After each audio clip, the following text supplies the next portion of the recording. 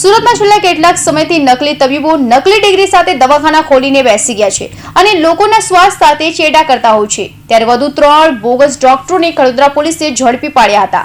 સુરત શહેરમાં લાંબા સમયથી નકલી ડિગ્રી સાથે નકલી તબીબો પ્રેક્ટિસ કરી લોકોના સ્વાસ્થ્ય સાથે છેડા કરતા હોવાની સતત ફરિયાદ સામે આવતી હોય છે। ત્યારે સુરતના વડોદરા વિસ્તારમાંથી વધુ 3 નકલી ડોક્ટરો ઝડપાયા છે।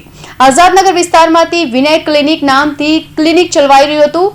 બોગસ સર્ટિફિકેટના આધારે ક્લિનિક ચલાવી રહ્યું હતું। ડુપ્લિકેટ ડોક્ટરો દ્વારા લોકોના જીવ સાથે કરવામાં આવી રહ્યા હતા છેડા। વડોદરા પોલીસે બાતમીના આધારે 3 બોગસ ડોક્ટરોને ધરપકડ કરી વધુ તપાસ હાથ ધરી છે।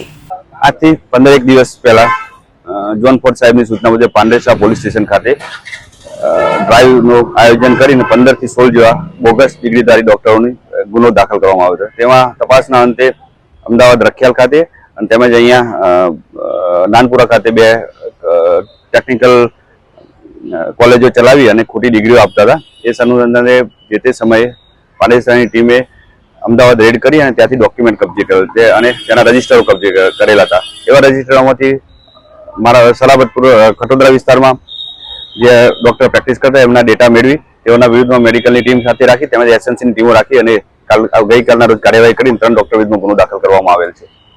કેટલા ડોક્ટરોની ધરપકડ કરી? 3 ડોક્ટરની ધરપકડ કરવામાં આવી છે અને બીજા લિસ્ટમાં કોઈ આવા પ્રકારના ડોક્ટરો તેના વિરુદ્ધમાં વધુ તપાસ રાખી અને અગાઉ પણ કાર્યવાહી કરવામાં આવશે। કેટલી ગંભીર બેદરકારી સાહેબ?